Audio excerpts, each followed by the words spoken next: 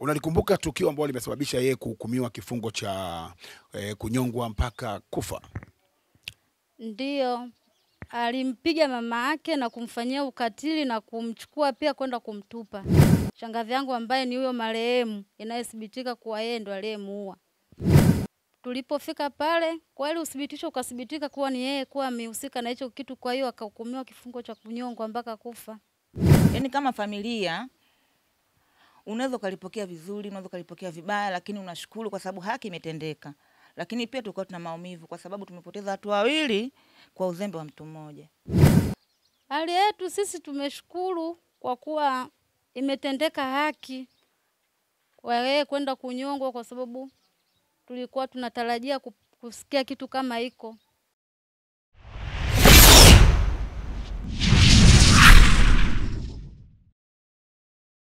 Mtazamaji wa Global TV, mimi naitwa Gabi Mtanzania. Kama utakuwa unakumbuka vizuri, mwaka 2024 tarehe 30 ya mwezi wa 3 tuliripoti tukio linalomhusisha kijana aitwaye Clement Mahela mwenye umri wa miaka 35, ambapo alitembelewa na mama yake mzazi nyumbani kwake, na baadaye mwenye nyumba akaanza kusikia kelele na miungurumo kama kuna watu wanapigana kwenye chumba chake. Alipoulizwa akasema ni masuala ya mapenzi tu na wamemaliza. Kumbe alikuwa ni mama yake mzazi ambaye alikuwa akimpiga na kumfanyia vitendo vya kikatili, na baadaye akaonekana kumbeba mtu kwenye bodaboda na kuondoka naye akiwa kwenye hali mbaya.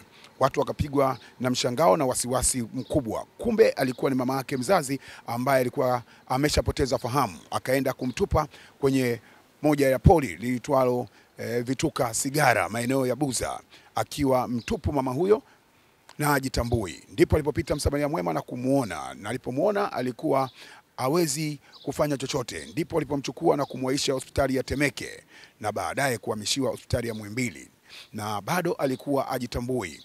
Mwezi mmoja na siku 10 alikaa hospitalini akihudumiwa kuangaliwa afya yake, lakini Mungu alimpenda mama huyo na akafariki. Wakati kijana huyo akiwa amekamatwa na jeshi la polisi na akiwa chini ya ulinzi wa jeshi la polisi, wakati naye pia alitaka kujiua kwa kujichoma bisibisi kwenye tumbo lake. Jana siku ya Ijumaa kwenye mahakama kuu ya jijini Dar es Salaam, mtuhumiwa huyo amekutwa na hatia ya kuua kwa kukusudia, ambapo amehukumiwa kunyongwa mpaka kufa. Tukaona tufunge safari kutoka Sinza mpaka Chanika Zingiziwa kuweza kukutana na familia yake na kujua jinsi gani wamepokea hukumu hiyo. Nyuma ya kamera, Zakaria Master Gamondi. Twende pamoja. Kwanza ningependa kufahamu jina lako. Kwa jina naitwa Oliver Lucian Ndunguru. Aliyehukumiwa kifungo cha kunyongwa mpaka kufa kwa maana ya Clement Mahela, uko naye vipi? Clement Mahela ni kaka yangu, mtoto wa shangazi yangu ambaye mimi na yeye tumezaliwa binamu, mtoto wa mjomba na shangazi. Shangazi yangu ambaye ni huyo marehemu inayethibitika kuwa yeye ndo aliyemuua. Na jana kwenye mahakama ndio kesi ilikuwa ikiunguruma. Hebu tuambie kilichokuwa kinaendelea mahakamani na mpaka yeye kukutwa na hatia na kuhukumiwa kifungo cha kunyongwa mpaka kufa. Kilichokuwa mahakamani, tuliitwa mahakamani tarehe 11, tarehe 12 na tarehe 13. Badala ya hapo akatupa mrejesho kusema kuwa hukumu yake itahukumiwa tarehe 4, ambaye ni jana siku ya Ijumaa. Tulipofika pale, kweli uthibitisho ukathibitika kuwa ni yeye kuwa amehusika na hicho kitu, kwa hiyo akahukumiwa kifungo cha kunyongwa mpaka kufa. Na nyinyi hali yenu ilikuwaje baada ya kumuona mtuhumiwa na ameletwa mahakamani na hakimu amemhukumu kifungo cha kunyongwa mpaka kufa? Hali yetu sisi tumeshukuru kwa kuwa imetendeka haki kwa yeye kwenda kunyongwa, kwa sababu tulikuwa tunatarajia kusikia kitu kama hiko. Na vipi mlivyokuwa mnamuona mtuhumiwa wakati anapokea hukumu yake, kwa maana ya hakimu kusema kwamba umekutwa na hatia na unatakiwa kwenda kunyongwa mpaka kufa? Alikuwa kwenye hali gani? Mtuhumiwa yeye alikuwa katika hali ya mahuzuniko na pia akalia sana kwa kupokea mapokezi ya kusema kuwa yeye anaenda kunyongwa. Kifupi alilia sana. Unalikumbuka tukio ambalo limesababisha yeye kuhukumiwa kifungo cha kunyongwa mpaka kufa? Ndiyo, alimpiga mama yake na kumfanyia ukatili na kumchukua pia kwenda kumtupa. Na nyinyi taarifa mlizipataje kama ndugu? Tulizipata kutoka kwake mtuhumiwa. Alisemaje? Alitupa taarifa kwa mama yake amepotea, lakini haikuwa hivyo kama yeye alivyosema kwa mama yake kapotea. Badala ya kwenda kwake ndipo tulipojua ukweli kuwa yeye ndo alienda kumtupa mama yake. Mligunduaje kwamba ni yeye ndio ambaye alikwenda kumtupa mama yake? Tuligundua kulingana na maelezo. Mligundua kutokana na maelezo? Tuligundua kutokana na maelezo ya majirani, walidai kuwa usiku ambao alienda kumtupa mtu, alimuona yeye akiwa amembeba mtu katika hali mbaya. Na baada ya kugundua hivyo, nyinyi kama familia mlifanyaje? Ndipo tulipoamua kufuatilia kwenda kwake. Tulipofika kwake kweli tulimkuta yeye mtuhumiwa akiwepo pale kwake, na tulipojaribu kumuuliza akasema kwa mama yake, tulipojaribu kumuuliza kuwa tumekuja kwa lengo la kumtafuta mama, yeye akasema kuwa mama kamuona yuko hospitali ya Buza. Badala ya hapo majirani zake walivyotuambia kwa yeye usiku ule alionekana kuwa kambeba mtu. Kwa yeye kama yeye alihisi kuwa tumegundua kitu, ndipo alipoingia ndani na kuamua kujizuru na bisibisi. Alivyojizuru na bisibisi, nyinyi kama ndugu mlifanyaje? Tulimuita mwenyekiti wa pale, ndipo alipopiga simu polisi na kuja kumchukua kumpeleka hospitali ya Amana. Badala ya hapo sisi tukawa tumefuatilia matokeo ya kuwa huyo mtu ambaye yani tulitoka pale kwenda kituo cha Buguruni kufuatilia matokeo ya kwamba kama huyo mtu kaonekana au vipi. Kwa tulipofika kwetu tukaambia kweli mgonjwa ndugu yenu yupo Temeke, na kwenda kule kwetu tukamkuta ni yeye.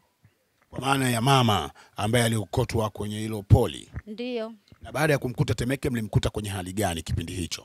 Tulimkuta katika hali mbaya ambayo hawezi kujua mtu anayeingia wala kutoka. Yani ipo katika ufahamu ambao hawezi kutambua chochote. Hali mbaya kiufupi. Na hospitali ya Temeke alikaa siku ngapi kabla ya? Hospitali ya Temeke alikaa siku moja. Siku yake ya pili tukaandikiwa transfer ya kwenda wapi? Muhimbili, kulingana na hali yake ilikuwa mbaya sana. Siku yake ya pili ambayo ni tarehe 2 tukampeleka Muhimbili. Na baada ya kuhamishiwa kwenye hospitali ya Muhimbili, nini kiliendelea? Alikaa pale mama kwa muda gani? Baada ya kumpeleka hospitali ya Muhimbili, pale alikaa kwa ndani ya mwezi mmoja na wiki moja, mpaka ilipofikia tarehe 5 mwezi wa 5 ndipo na mauti ulipomkuta.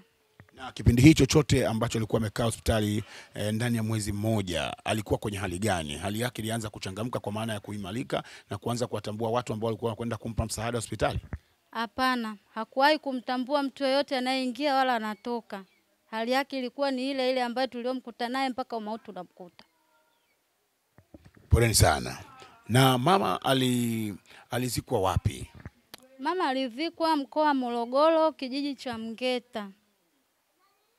Na baada ya hapo ndo kesi ikaanza kunguruma sasa? Badala ya hapo kesi ikaanza kunguruma, kufuatilia, ndipo mpaka tukafikia hatua ya kuitwa mahakamani. Ilikuwa tarehe 11 kufuatilia kesi, ikiwepo na mashahidi wote waliohudhuria katika ile kesi.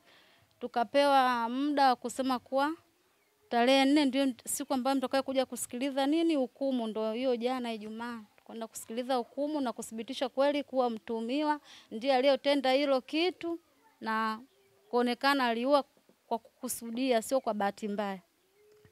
Kwa jinsi ambavyo ulikuwa unamuona pale mahakamani, alikuwa na moyo wa kujutia tukio ambalo alikuwa amelifanya kwa mama yake? Hapana, hakuwa na moyo wa kujutia kwa sababu bado alikuwa anaendelea kudanganya. Kusema alikuwa anadanganya, alikuwa na maana gani? Hakusema ukweli kuwa yeye ndo amehusika na hiko kitu, bado akawa anadanganya. Umesema alikuwa akidanganya mahakamani. Hapo ulikuwa na maana gani?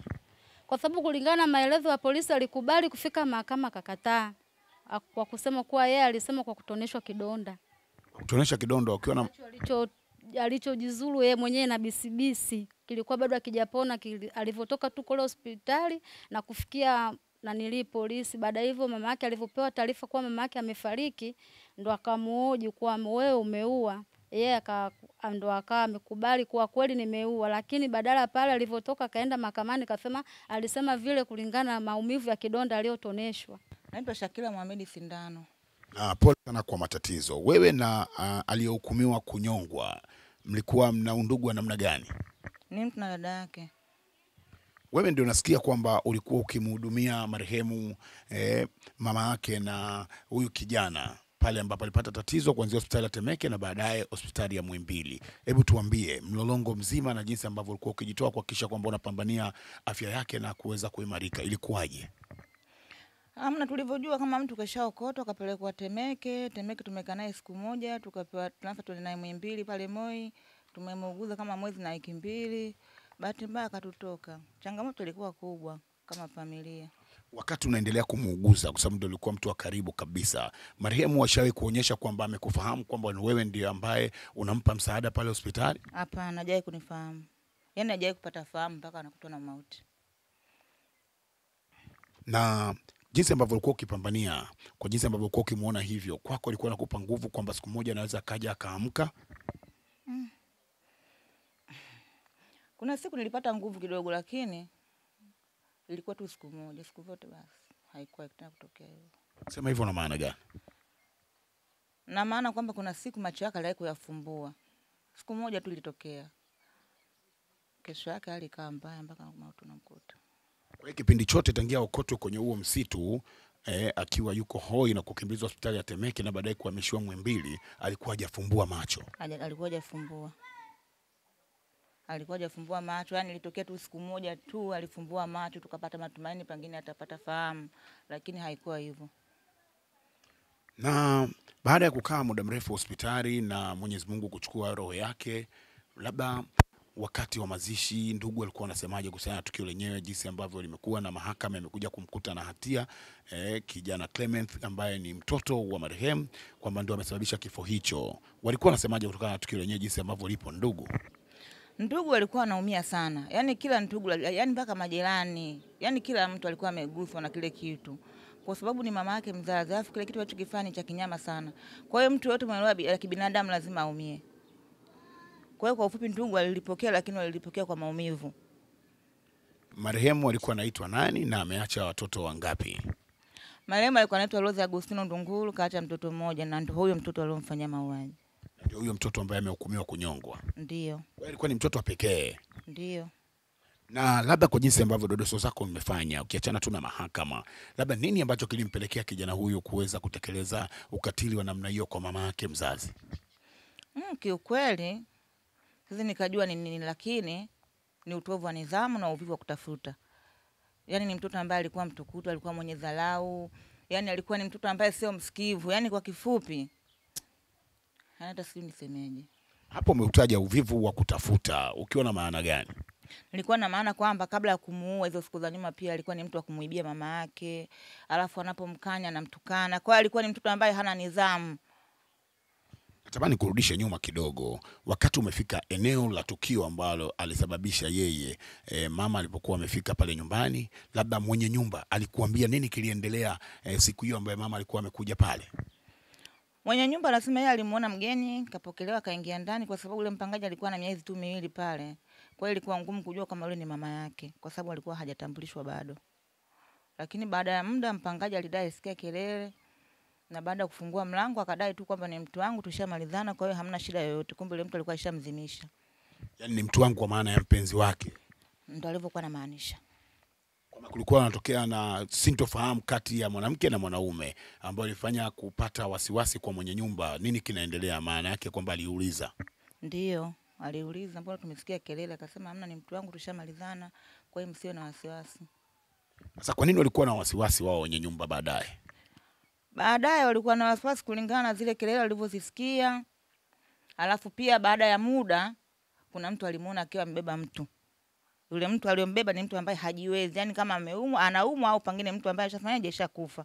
Kwa hiyo kulingana na ule wasafa akasema mbona jana tulisikia sauti ya mtu. Tena sasa hivi tena usiku kabeba mtu. Inawezekana yule mtu aliyopiga kelele ndio huyo anaenda kumbeba, aliyombeba sasa hivi. Alimbeba kupitia nini? Pikipiki. Na baada ya kumbeba? Baada ya kumbeba yeye alienda kumtupa, lakini kwa muda ule wale pale hawakujua kama alienda kumtupa. Walikuja kugundua vipi kwamba aliyobebwa ndo ameenda kutupwa? Na je, alirudi yeye huyo Clemens? Alirudi.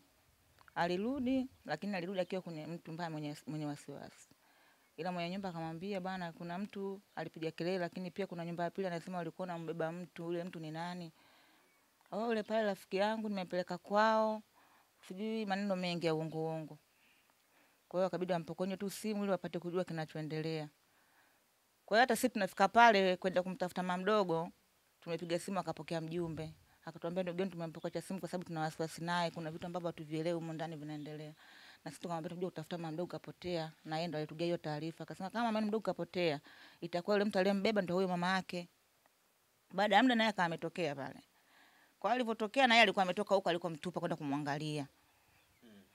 Alivyogundua kama kaishaokotwa, basi alivyofika pale na sasa tujachelewesha sana, alivyoingia ndani mlango ukawa umefungwa kwa nje ili tu asije akatukimbia. Baada ya hapo naye akajifungia kwa ndani akajitoboa na bisibisi kwa lengo la kujidhuru baada ya kujua watu tushazingana, maana kwamba ameshanijua.